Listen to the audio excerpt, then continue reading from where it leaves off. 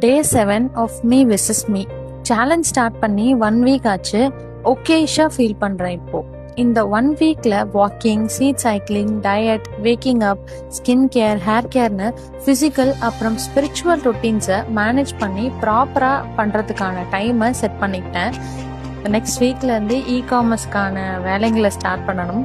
So இன்னைக்கு day 9லேருந்தே நான் அந்த வேலையை ஸ்டார்ட் பண்ணலான்னு இருக்கேன்.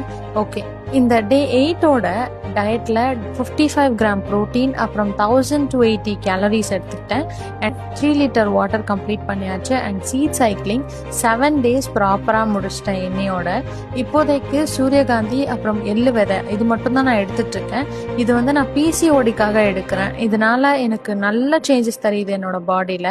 அண்ட் இது பற்றின டீட்டெயில்ஸ் உங்களுக்கு வேணும்னா சீட்ஸ்ன்னு கமெண்ட் பண்ணுங்க, நான் நெக்ஸ்ட் வீடியோவில் சொல்கிறேன். இதோட இன்னைக்கான செக்லிஸ்ட் அப்டேட் பண்ணிட்டு இன்னைக்கு டேவை முடிச்சுக்கிட்டேன். அவ்வளோதான். நன்றி.